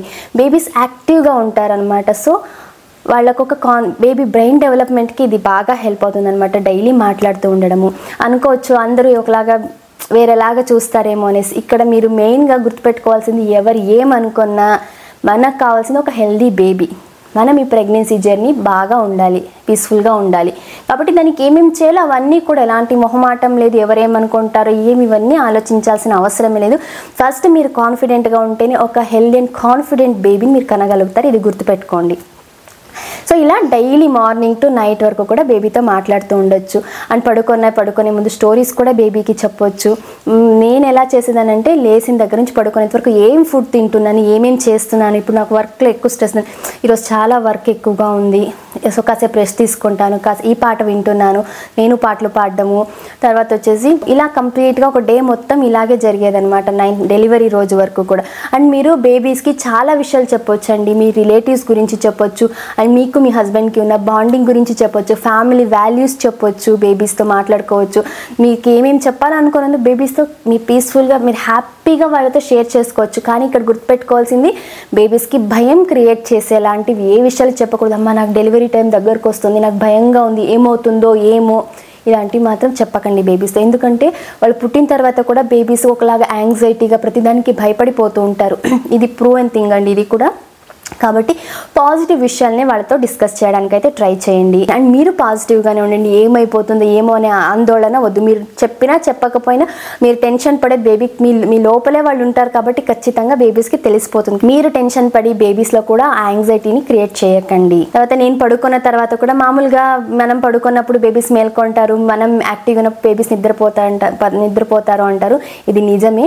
నేను పడుకున్న తర్వాత పాప బాగా యాక్టివ్గా ఉండేదన్నమాట. మనకు 5th మంత్లోనే మూమెంట్స్ తెలుస్తాయి కదండి, అప్పటి నుంచి మనం బాగా అబ్జర్వ్ చేయొచ్చు. సో నేను పడుకున్నప్పుడు మా హస్బెండ్ తను డే మొత్తం ఏం జరిగిందో అని కొన్ని స్టోరీస్ కూడా తనతో చెప్తుండారు. సో బాండింగ్ అనేది అలా స్టార్ట్ అవుతుంది. వాళ్ళు వాయిస్ వింటూ ఉంటారు అనమాట. ఓకే మా నాన్న మా నాన్న అమ్మ లేదంటే ఇంకెవరైనా ఇంట్లో రిలేటివ్స్ అంటే గ్రాండ్ పేరెంట్స్ ఉన్నారనుకోండి, వాళ్ళు మాట్లాడుతుండడం వల్ల ఓకే ఇంతమంది ఇంట్లో ఉన్నారు, ఇన్ని వాయిసెస్ వింటున్నాము. బేబీస్ అప్పటి నుంచే తెలుసుకుంటారనమాట. వాళ్ళు పుట్టిన తర్వాత వాళ్ళ దగ్గర కనెక్షన్ బాండింగ్ అనేది చాలా త్వరగా అయిపోతుంది. సో దీనికి ఓన్లీ మదరే కాదు, మదర్తో ఉండే వాళ్ళ పార్ట్నర్, ఇప్పుడు హస్బెండ్తో మనం హస్బెండ్ అండ్ వైఫ్ ఉన్నారనుకోండి, హస్బెండ్ రోల్ కూడా చాలా చాలా ఇంపార్టెంట్. వాళ్ళు మూమెంట్స్ వస్తున్నప్పుడు హస్బెండ్ స్టోరీస్ చెప్పడం, బేబీతో మాట్లాడుతుండడము, అలా కడుపు టచ్ చేసినప్పుడు వాళ్ళు కిక్ చేస్తారు, ఆ మూమెంట్స్ అన్ని ఫీల్ అవుతూ ఉండాలి. అప్పుడు బేబీకి కూడా ఫ్యామిలీ బాండింగ్ అనేది చాలా బాగుంటుంది. ఇంకొక ఇంట్రెస్టింగ్ థింగ్ చెప్తాను, నాకు జరిగింది. 5th మంత్లోనే మూమెంట్స్ స్టార్ట్ అవుతాయి. సో మూమెంట్స్ స్టార్ట్ అయినప్పుడు తెలుస్తుంది కదా, మనం పడుకున్నప్పుడు వాళ్ళు భలే యాక్టివ్గా ఉంటారు, ఫుల్ కాళ్ళు చేతులు కదుపుతూనే ఉంటారు. ఇంకా మనకు నిద్ర రాదు ఆబ్వియస్గా. నాకు మార్నింగ్ 5 o'clock మళ్ళీ నేను లాగిన్ అవ్వాలి. సో తను అలా మేల్కొనే ఉంటే కష్టం. 1 month ఓకే. మళ్ళీ 6th monthలో ఉన్నప్పుడు తనకు చెప్పాను, కన్నా అప్పటి నుంచి నేను అమ్ము కన్నా అనే పిలుస్తున్నాను. కడుపు మీద చేయి పెట్టుకొని, అమ్ము కన్నా అమ్మకు మార్నింగ్ వర్క్ ఉంది, నిద్రపోవాలి, నిద్ర లేకపోతే కష్టం కదా, ప్లీజ్ నువ్వు కూడా అమ్మ పడుకున్నప్పుడు నువ్వు పడుకో, అమ్మ యాక్టివ్గా ఉన్నప్పుడు నువ్వు యాక్టివ్గా ఉండు. నువ్వు అమ్మ పడుకున్నప్పుడు యాక్టివ్గా ఉంటే డే మొత్తం అమ్మ నిద్ర ఉండదు కదా, మళ్ళీ స్ట్రెస్ అయిపోతుంది, నీకు నాకు ఇద్దరికి ప్రాబ్లం కదా కన్నా, ప్లీజ్ అర్థం చేసుకోమా అని చెప్పేదాన్ని అనమాట. సో అది మిరాకిల్గా ఆల్మోస్ట్ నేను ఒక 2-3 days ఇలా కంటిన్యూస్గా చెప్పడం బట్టి నెక్స్ట్ నేను పడుకున్నప్పుడు తను పీస్ఫుల్గా నిద్రపోయిందండి. నైట్ టైం అట్లా కదలడం అన్నీ నేను ఎప్పుడు అబ్జర్వ్ చేయలేదు. నేను యాక్టివ్గా ఉన్నప్పుడు తను బాగా యాక్టివ్గా కదిలేది. సో ఈ ప్యాటర్న్ అనేది తను పుట్టిన తర్వాత ఇప్పటికీ ఇలాగే కంటిన్యూ అవుతుంది. సో ఇది ఒక మిరాకిల్ అనే చెప్పొచ్చు. ఇంకొంతమంది ఏమంటే బేబీస్తో చెప్తూ ఉంటారు, ఇలాంటి కళ్ళు ఉండాలి, ఇలా ముక్కు ఉండాలి, నువ్వు ఇలా చూడడానికి ఇలా ఉండాలి అనేసి బేబీ గురించి కూడా డిస్క్రైబ్ చేస్తుంటారు. ఇలా ఉంటే అమ్మ బాగా హ్యాపీగా ఫీల్ అవుతుంది, ఇలా చెప్పేవాళ్ళు కూడా ఉన్నారు. అవి జరిగాయి అంటారు. బట్ నేను అలాంటివి ఏమీ అనుకోలేదు ఎప్పుడు నేను కడుపుతో ఉన్నప్పుడు. కొన్ని విషయాలు అయితే చెప్పేదనమాట. మనం ఫ్యామిలీ హ్యాపీగా ఉండాలి, నువ్వు అమ్మ నాన్నలకి పెద్దవాళ్ళకి రెస్పెక్ట్ ఇవ్వాలి, ప్రతి విషయాన్ని నువ్వు కాన్ఫిడెంట్గా తీసుకోవాలి, ఏ విషయమైనా కూడా నువ్వు దేనికి భయపడకూడదు, కాన్ఫిడెంట్గా ఉండాలి, నలుగురితో బాగా మాట్లాడాలి, కలిసిపోవాలి, నవ్వుతూ ఉండాలి. ఇలా కొన్ని పాజిటివ్ అఫర్మేషన్స్ డైలీ తనతో చాలా విషయాలు డిస్కస్ చేసేదాన్ని. ఇప్పుడు నేను వాకింగ్కి వెళ్తున్నాను, ఇప్పుడు యోగా చేస్తున్నాను, ఇది ఒకసారి హైఫై ఇవ్వు అమ్మకు, హైఫై ఇవ్వు అన్నప్పుడు తను లిటరల్గా చేసిందండి. ఇది తను కాళ్ళు చేతులు కదిల్చడము, ఇలా కడుపు దగ్గర పెట్టి తనతో మాట్లాడుతున్నప్పుడు తను ఖచ్చితంగా రెస్పాండ్ అయ్యేది. మీరు ట్రై చేయండి. ఇప్పుడు ఎవరైనా ప్రెగ్నెంట్ ఉమెన్ నా వీడియోస్ చూస్తున్నట్లయితే ఖచ్చితంగా ట్రై చేయండి. మీ బేబీకి మీకు మధ్య ఒక బాండ్ అనేది నిజంగా స్ట్రాంగ్ అవుతుంది. ఇంకొక థింగ్ నేను ఫాలో అయింది గర్భ సంస్కారంలో అంటే బ్యాంగిల్స్ అండి. 5th month వచ్చిన తర్వాత నుంచి బేబీకి వింటారన్నాం కదా, అప్పటి నుంచి కూడా మనము చేతులకి బ్యాంగిల్స్ వేసుకోవడం వల్ల దానికి ఒక సిగ్నిఫికెంట్ రీజన్ ఉందండి. సైంటిఫిక్గా కూడా ఇది ప్రూవ్ చేశారు. ఇది నాకు ఎలా తెలిసిందంటే 5th monthలో మేము labour management classes webinar attend అయినప్పుడు చెప్పారు, చేతులకి బ్యాంగిల్స్ వేసుకోవడం వల్ల ఇక్కడ ఏవైతే నర్వ్స్ ఉంటాయో మన చేతుల్లో ఇవి డైరెక్ట్గా బ్రెయిన్ కనెక్ట్ అవుతాయి. బ్రెయిన్ నుంచి హార్ట్కి, హార్ట్ నుంచి ఊంలో ఉన్న బేబీ బ్రెయిన్కి కనెక్ట్ అవుతుందంట. సో మనం బ్యాంగిల్స్ వేసుకోవడం వల్ల మనకు స్ట్రెస్ లెవెల్ అనేది తగ్గుతుంది. అండ్ బేబీ మ్యూజిక్ అండి, బ్యాంగిల్స్ సౌండ్ చేసినప్పుడల్లా దాని నుంచి ఒక సౌండ్ వస్తుంది. బేబీస్కి ఒక మ్యూజిక్ థెరపీ లాగా ఉంటుంది. సో బేబీస్ దాన్ని చాలా ఇష్టపడతారు అండ్ కాన్ఫిడెంట్గా ఉంటారు, మనతో పాటు అమ్మ ఉన్నారు. ఆ సౌండ్ వింటున్న ప్రతిసారి వాళ్ళలో కూడా పాజిటివ్ హార్మోన్స్ డెవలప్ అవుతాయి. అంటే వాళ్ళ బ్రెయిన్ డెవలప్మెంట్కి ఎంతగానో హెల్ప్ అవుతుంది బ్యాంగిల్స్ వేసుకోవడం వల్ల. అందులో కూడా కలర్ఫుల్ బ్యాంగిల్స్ వేసుకున్నప్పుడు అమ్మాయిలు చూసుకున్నప్పుడల్లా చూస్తూ ఉన్నప్పుడు వాటిని మనకు తెలియని ఒక స్ట్రెస్ రిలీఫ్ అవుతుంది, ఒక పాజిటివ్ ఫీలింగ్ వస్తుంది అనమాట. మామూలుగా అయితే శ్రీమంతం కొంతమంది 5వ నెల, మామూలుగా 5వ నెల 7వ నెల 9వ నెల శ్రీమంతం చేస్తారు. కొన్ని ప్రాంతాలలో కొన్ని నెలల్లో చేస్తారు కదా. అలా శ్రీమంతం చేసినప్పుడు పర్టికులర్గా అక్కడ శ్రీమంతంలో మేజర్ ఏది గాజులనే ఫుల్గా చేతి నిండా గాజులు వేసేస్తారు. మన పూర్వకాలం వాళ్ళు అప్పుడు మన అమ్మమ్మలు నాన్నమ్మల కాలంలో కొన్ని వచ్చాయండి, ఫూలిష్ అనొచ్చు. ఇప్పుడు చాలా వరకు అట్లా ఫూలిష్ అంటున్నారు, కానీ సైంటిఫిక్గా రీజన్స్ ఉండి బెనిఫిట్ అయ్యేలాంటి విషయాలు ఎన్నో ఉన్నాయి. వాళ్ళ దగ్గర నేర్చుకోవాల్సిన విషయాలు చాలా ఉన్నాయి. అందులో ఈ బ్యాంగిల్స్ అనేది చాలా చాలా ఇంపార్టెంట్. నాకు మామూలుగా అయితే బ్యాంగిల్స్ నేను వేసుకునేదాన్ని కాదు, ఎందుకంటే సిస్టమ్ ముందు వర్క్ చేసేటప్పుడు ఆ సౌండ్కి ఇరిటేషన్ వస్తుందని వేసుకునేదాన్ని కాదు. కానీ బేబీకి దానివల్ల ఎన్నో బెనిఫిట్స్ ఉన్నాయని తెలుసుకున్న తర్వాత ఎవరు వేసుకోకుండా ఉంటారు. అసలు 5th month నుంచి కూడా ఇంకా నేను లేబర్ రూమ్కి వెళ్ళేంత వరకు కూడా నా 2 చేతులకి ఫుల్ గాజులు అయితే ఫుల్ వేసుకునేదాన్ని. దానివల్ల బేబీకి కూడా బెనిఫిట్ ఉన్నాయి. మీరు ఎవరైనా వీడియో చూస్తున్నట్లయితే ఖచ్చితంగా 5th month నుంచి 9th month వరకు మీకు గాజులు వేసుకొని అలవాటు ఉన్నా లేకపోయినా ఎన్నో కొన్ని అట్లీస్ట్ సౌండ్ వచ్చేన్ని గాజులైనా వేసుకోవడానికి ట్రై చేయండి. సో నెక్స్ట్ వచ్చేసి గర్భ సంస్కార్ ఎప్పటి నుంచి స్టార్ట్ చేయాలి అంటే, యాక్చువల్గా దీనికి స్టార్టింగ్ వచ్చేసి ప్రెగ్నెన్సీ మనం కన్సీవ్ అవ్వడానికి ఒక 3 months ఆర్ 6 months ముందు నుంచే స్టార్ట్ చేయాలండి. మ్యాక్సిమం అంతా కూడా ప్రెగ్నెన్సీ ప్లానింగే ఉంటుంది. అంటే మనకు ఒక ఫ్యామిలీ కావాలి, ఫ్యామిలీని ఎక్స్టెండ్ చేయాలనేసి ప్లానింగ్ దాంతోటే నెక్స్ట్ కన్సీవ్ అవ్వాలి అనేసి అనుకుంటూ ఉంటారు. ఏదో కొంతమంది మాత్రమే న్యాచురల్గానే ఎప్పుడు కన్సీవ్ అయితే అప్పుడు అనుకుంటున్నారు. బట్ ఎవరైతే ప్లాన్ చేస్తున్నారో వాళ్ళు ఖచ్చితంగా కొన్ని లైఫ్ స్టైల్ చేంజెస్ని, ఫుడ్ హ్యాబిట్ చేంజెస్ ఖచ్చితంగా చేయాలి. దీన్ని బీజ సంస్కారం అంటారండి. ఈ గర్భ సంస్కారం ఆర్ బీజ సంస్కారం ఇవే ఉన్నాయి. ఇవి షోడశ సంస్కారాలలో 16 సంస్కారాలు ఉంటాయండి. షోడశ సంస్కారాలు అంటారు ఇవన్నీ కూడా మన లైఫ్లో. అంటే మనము కడుపులో పడ్డప్పటి నుంచి చనిపోయేంత వరకు కూడా మనిషి లైఫ్లో ఉంటాయి. ఒకటి ఫస్ట్ బీజ సంస్కారము, గర్భ సంస్కారము, మనకు శ్రీమంత సంస్కారం, అది కూడా ఒక సంస్కారమే. తర్వాత పిల్లలు పుట్టినప్పుడు తేదీ టైం నోట్ చేసుకుంటారు, ఇవి జాతక సంస్కారం అంటారు. తర్వాత నేమింగ్ సెరమనీ, ఇది కూడా వన్ ఆఫ్ ద షోడశ సంస్కారాల్లో ఇది ఒక సంస్కారం. పిల్లలకు వెంట్రుకలు తీసేది, చెవులు కుట్టేది. సో ఇలా 16 సంస్కారాలు ఉన్నాయండి. అందులో ఈ గర్భ సంస్కారం అనేది ఎప్పటి నుంచో మన ఆయుర్వేద పురాణాలలో అప్పటి నుంచి కూడా ఇది వస్తుందండి. దీని బెనిఫిట్స్ అనేవి అంతగా ఉన్నాయి, దీనికి అంత ఇంపార్టెన్స్ ఉంది అనమాట. సో ఈ బీజ సంస్కారం అంటే ఏమీ లేదు, మనం మామూలుగానే ఒక హెల్దీ ప్లాంట్ కావాలంటే హెల్దీ సీడ్ ఎంతగానో ఇంపార్టెంట్. హెల్దీ సీడ్ ఉంటేనే మనకు హెల్దీ ప్లాంట్ వస్తుంది, దానివల్ల అన్ని బెనిఫిట్స్ వస్తాయి. సో హ్యూమన్ లైఫ్కి వచ్చినట్లయితే రీప్రొడక్టివ్ సిస్టమ్కి, హెల్దీ రీప్రొడక్టివ్ సిస్టమ్ కంటే మెంటలీ, ఫిజికలీ, స్పిరిచువలీ ఒక రీప్రొడక్టివ్ సిస్టమ్ని ఎలా ఎన్హాన్స్ చేయాలి త్రూ కొన్ని యాక్టివిటీస్ లైక్ ఫుడ్ చేంజెస్. నేను ముందుగా చెప్పినట్టుగా ఫుడ్ చేంజెస్, మన లైఫ్ స్టైల్ చేంజెస్, కొన్ని యోగా, మెడిటేషన్, సో మన బాడీని డీటాక్సిఫై చేయాలి. ఇవన్నిట్లతో మన రీప్రొడక్టివ్ సెల్స్ ఎగ్స్ని కానీ స్పామ్స్ని కానీ ప్యూరిఫై చేసి న్యాచురల్గా హెల్దీగా కన్సీవ్ అవ్వడానికి హెల్ప్ అయ్యే కొన్ని ప్రాక్టీసెస్ని బీజ సంస్కార్ అంటారు. ప్రీ ప్రెగ్నెన్సీ డయట్ వీడియో చేసేటప్పుడు ఖచ్చితంగా దీని గురించి క్లియర్గా ఎక్స్ప్లెయిన్ అయితే చేస్తాను. సో ఇక్కడ గుర్తుపెట్టుకోవాల్సింది, ప్రెగ్నెంట్ అవ్వాలి అనుకున్న 6th మంత్ నుంచే కూడా మనం ఈ గర్భ సంస్కార్ని స్టార్ట్ చేయాలి. మనం ముందే డిస్కస్ చేసుకున్నట్టుగా కొన్ని విషయాలు బేబీతో మాట్లాడడం వదిలేసి మిగతా అన్నీ కూడా పాటలు వినడం, బుక్స్ చదవడము, ఫుడ్ హ్యాబిట్స్ కానీ, యోగా, మెడిటేషన్, ఇవన్నీ కూడా 6th మంత్ ముందు నుంచే స్టార్ట్ చేయాలి. కన్సీవ్ అయిన దగ్గర నుంచి కూడా ఇంకా స్ట్రిక్ట్గా, కన్సీవ్ కాకముందు వరకు పార్ట్నర్ అండి, హస్బెండ్ అండ్ వైఫ్ రోల్ చాలా చాలా ఇంపార్టెంట్ హెల్దీ బేబీ కోసం. సో అప్పటి వరకు కూడా ఇద్దరు స్ట్రిక్ట్గా ఇవన్నీ కూడా కంప్లీట్గా ఫాలో అవ్వాలండి. బీజ సంస్కారంలో ఏమేమి ఉన్నాయో. కన్సీవ్ అయిన తర్వాత నుంచి ఇంకా అమ్మాయి రోల్, ఆ ప్రెగ్నెంట్ ఉమెన్ రోల్ అనమాట. ఒక హెల్దీ బేబీ కోసం ఏమేమి చేయాలో అవన్నీ కూడా తను చేయాల్సి ఉంటుంది తప్పకుండా. ఒకవేళ మీకు ఇంకా డౌట్ రావచ్చు, మేము 6th మంత్ ముందే చేయలేదు, ఇప్పుడు నేను 5th మంత్లో ఉన్నాను, 7th మంత్లో ఉన్నాను, ఇంకా 9th మంత్లో ఉన్నాను, మీ డ్యూ డేట్ ఇంకా డెలివరీ, ఇంకా మీకు లేబర్ పెయిన్ వస్తుంది అనేంత వరకు కూడా, లోపల కూడా అనేంత వరకు కూడా మీరు ఎప్పుడైనా స్టార్ట్ చేయొచ్చు అండి, ఎప్పుడైనా చేయొచ్చు. పాజిటివ్ థింగ్స్ స్టార్ట్ చేయడానికి పర్టికులర్ టైము, డేట్ ఇవన్నీ ఏమి ఉండవండి. మీరు అనుకున్నప్పటి నుంచి ఎప్పటి నుంచైనా స్టార్ట్ చేయొచ్చు. లేనిపోని ఆందోళన, భయం పెట్టుకొని అవసరం లేదు. అప్పటి నుంచి స్టార్ట్ చేయలేదు కదా, ఏమైనా ఎఫెక్ట్స్ పడతాయా ఏమి అనేసి అలా ఏమి ఉండదండి. సో మీరు ఇప్పుడు ఏ మంత్లో చూస్తున్నారు ఈ వీడియో, లేదంటే మీరు ప్రెగ్నెన్సీ ప్లాన్ చేస్తున్నారు, ఏ వీడియో చూస్తున్నారు, ఇప్పటి నుంచే స్టార్ట్ చేయండి. లేదా 5th month, 6th month, 3rd month, ఏ మంత్లో ఉన్నా పర్లేదు. మీరు హ్యాపీగా ఏమేమి చేయాలని చెప్పానో అవన్నీ కూడా ఇప్పటి నుంచి ఫాలో అయిపోండి, అంతే, సింపుల్. అండ్ మీరు ఇక్కడ గుర్తుపెట్టుకోవాల్సింది, గర్భ సంస్కారం అనగానే ఏదో ఈ టైంలోనే చేయాలి, ఈ టైంలో అలా ఏం లేదండి. కొన్ని యాక్టివిటీస్ అన్నాను కదా, మీ వీలుని బట్టి, మీ అనుకూలాన్ని బట్టి మీరు చేయొచ్చు. అసలు నేను ఎందుకు ఈ గర్భ సంస్కారం గురించి ఇంత డీటెయిల్గా తెలుసుకోవాల్సి వచ్చింది అంటే, మేము ప్రెగ్నెన్సీ అనుకున్నప్పుడు కరోనా టైంలో 2020లో అనుకున్నాము. ఫస్ట్ నేను ప్రెగ్నెంట్ అయ్యాను, హ్యాపీ అనిపించింది, డాక్టర్ చెప్పి అంతా బాగుంది. బట్ 3rd మంత్లో వచ్చినప్పటికీ మనకు స్కాన్ చేసినప్పుడు బేబీ హార్ట్ బీట్ లేదు, హార్ట్ బీట్ ఫామ్ కాలేదు. సో డాక్టర్ అన్నారు మెడికలీ అబార్ట్ చేయాలి. అసలు ఎక్స్పెక్ట్ కూడా చేయలేదు, ఎందుకంటే నా ఇద్దరి మంచి ఫుడ్ హ్యాబిట్స్ ఉన్నాయి, అంతా బాగుంది, ఎక్కడ ప్రాబ్లం, అసలు ఏమైంది ఆ ఫేజ్ నుంచి బయటికి రావడానికి ఆల్మోస్ట్ నాకు ఒక 1 మంత్ పైనే పట్టేసింది. సో అలా అక్కడే ఉండిపోయామన్నమాట. డాక్టర్ని అడిగినప్పుడు ఎందుకు మిస్క్యారేజ్ అయ్యింది, అసలు అన్నీ బాగున్నాయి, హెల్దీగానే ఉన్నాను, ఎందుకు అయింది, నాకు ఎలాంటి పీరియడ్స్ ఇష్యూస్ లేవు, పీసీఓడి, పీసీఓఎస్ కానీ, ఫర్టిలిటీ ఇలాంటివి ఏమీ లేవు, నార్మల్గా ఉన్నాను. ఎందుకు అయిందంటే డాక్టర్ చెప్పిన మేజర్ రీజన్ స్ట్రెస్. నేను వర్క్ చేస్తున్నా, మా హస్బెండ్ వర్క్ చేస్తున్నారు, నిద్ర సరిగ్గా ఉండేది కాదు. నేను యోగా ముందు వరకు చేశాను, ఈ కరోనా వచ్చిన తర్వాత నుంచి యోగా చేయడం ఆల్మోస్ట్ నేను ఒక 12 yearsగా యోగా చేస్తూనే ఉన్నాను. బట్ కరోనా వచ్చిన తర్వాత నేను మానేశాను, ఎందుకంటే 12 hours షిఫ్ట్ అయిపోయింది మాది, వర్క్ ఫ్రమ్ హోమ్ కదా.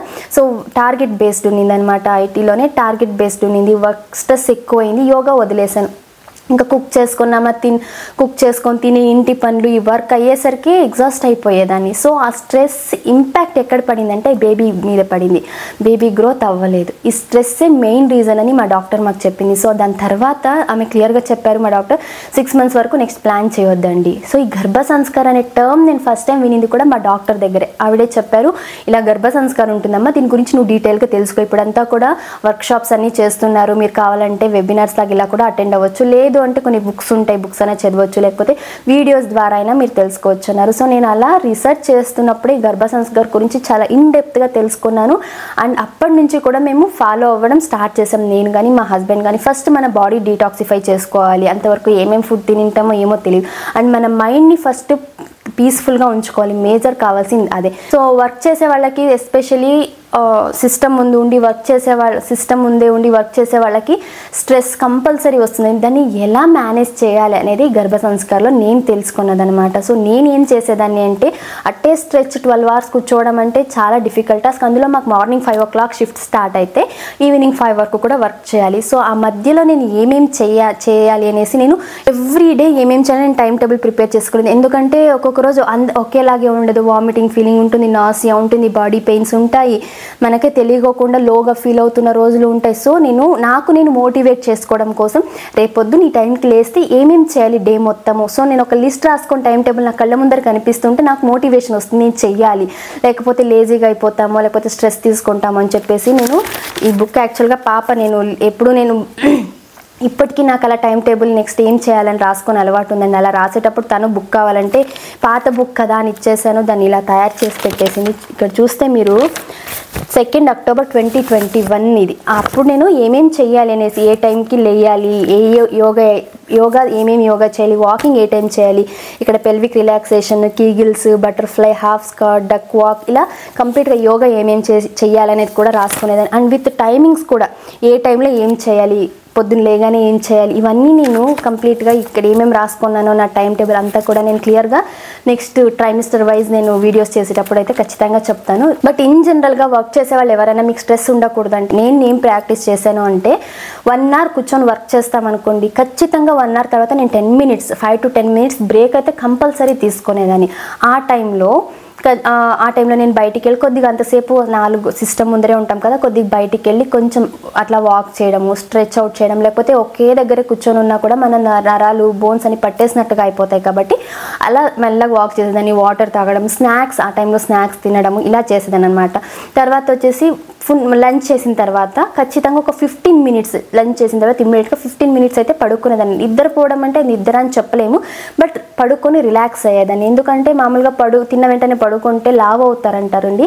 మన డైజెషన్ స్టార్ట్ అయ్యేది 15 to 20 minutes తిన్న తర్వాత. సో ఫస్ట్ ఆ 15 minutes లోపల పడుకోవడం వల్ల మనం ఏం వెయిట్ గెయిన్ అవ్వము, లేకపోతే దానివల్ల ఎలాంటి సైడ్ ఎఫెక్ట్స్ కూడా ఉండవండి. ఇది మా డాక్టర్ చెప్పింది.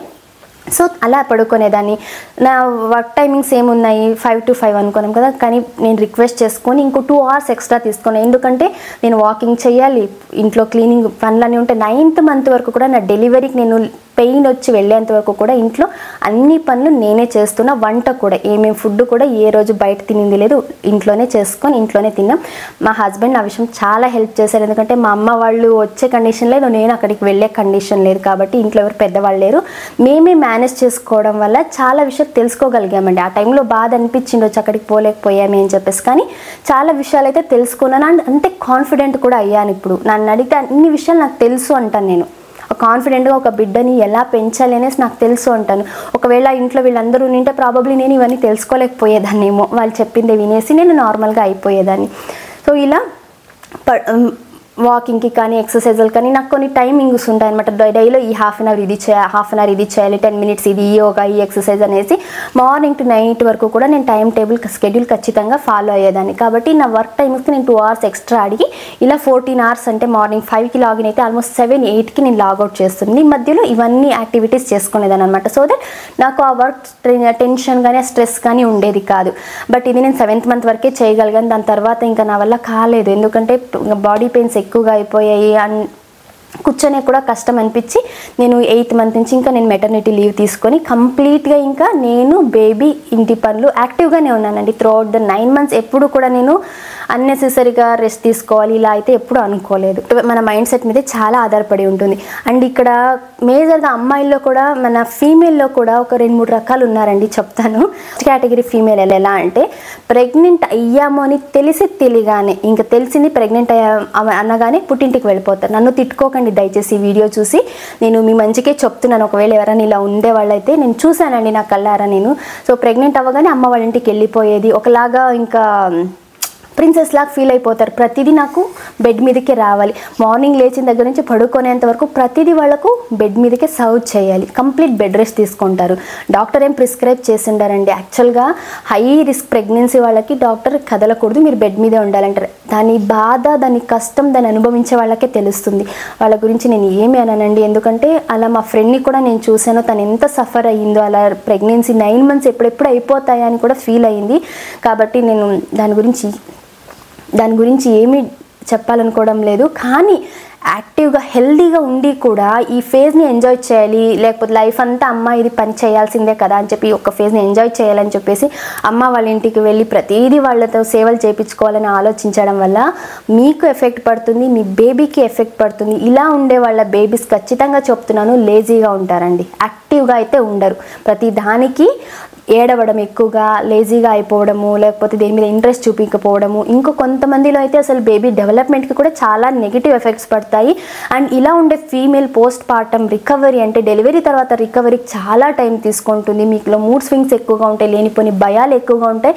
మీరు భయపడడం వల్ల సేమ్ మీరు ఎలా ఉంటారో మీ రెప్లికా బేబీ అలాగే ఉంటారండి. మీరు ఒక నెక్స్ట్ జనరేషన్ని నెగిటివ్ వేలో మీరు తీసుకెళ్ళిన వాళ్ళు అవుతారు. కాబట్టి దయచేసి ఇది ఒక బ్యూటిఫుల్ ఫేజ్. ఇది ఇలా మీరు వర్క్ చేయడం లేదు, ఇంట్లో ఉంటున్నారంటే కనీసం మీ పనులు మీరు చేసుకోండి, లేయండి, వాకింగ్ చేయండి, మీ ఫుడ్ మీరు ప్రిపేర్ చేసుకొని తినండి, యాక్టివ్గా ఉండడానికి చూడండి, మాట్లాడడానికి ట్రై చేయండి ఇంట్లో ఉండే వాళ్ళతో. అంతేగాని ఎప్పుడు బెడ్ రెస్ట్ లాగా ఇంట్లో పడుకుంటూ ఉండడానికి అయితే ట్రై చేయకండి. సెకండ్ కేటగిరీ వచ్చేసి వర్కింగ్ ఉమెన్ అండి. వర్క్ చేస్తూ ప్రెగ్నెంట్గా ఉన్నప్పుడు వాళ్ళకి స్ట్రెస్ లెవెల్స్ ఎక్కువైపోతాయి. సో పొద్దున్న లేసి హడావిడిగా ఆఫీసులకు వెళ్ళాలి, క్యాబుల్లోనో బస్సుల్లోనో వెళ్ళాలి, టార్గెట్లు ఉంటాయో, స్ట్రెస్ ఉంటుంది, సిస్టమ్ చూస్తూ ఉండాలి. వీళ్ళు ఏమైపోతుందంటే డే అయిపోయే లోపల ఎగ్జాస్ట్ అయిపోతారు. వాళ్ళ ఫుడ్ మీద కాన్సన్ట్రేట్ చేయరు, నిద్ర మీద కాన్సన్ట్రేట్ చేయరు. సో ఏదో ఈ 9 months అయిపోయినరా దేవుడా బేబీని కనేద్దాము అనే ఒక మైండ్లోనే పోతూ ఉంటుంది అనమాట. మీరు తెలుసుకోవాల్సింది ఇది ఒక ఈ 9 months జర్నీ అనేది మీరు వర్క్ చేస్తూ తప్పదండి, వర్క్ చేయాలి అనే కండిషన్స్లో ఉన్నప్పుడు ఎంతో కొంత చేంజెస్ ఇప్పుడు మనం డిస్కస్ చేసుకుని ఈ కొన్ని చేంజెస్ మీ లైఫ్లో ఇంప్లిమెంట్ చేసుకున్నట్లయితే స్ట్రెస్ లేకోకుండా మీరు హ్యాపీగా ఉంటారు, మీ బేబీ కూడా హ్యాపీగా ఉంటారు, ఒక హెల్దీ బేబీని మీరు కనగలుగుతారు. నెక్స్ట్ కేటగిరీ వాళ్ళు వచ్చేసి ఫుడ్ గురించి మాట్లాడుకుందామండి. ఈ కేటగిరీలో ఫుడ్ విషయానికి వచ్చినట్లయితే క్రేవింగ్స్ అంటారు. ఏ బేబీ ఐస్ క్రీమ్ అడిగిందండి మిమ్మల్ని? ఏ బేబీ వచ్చి పిజ్జా తినమంటుంది, బర్గర్ తినమంటుందా? బేబీ కడుపులో ఉన్న బేబీ.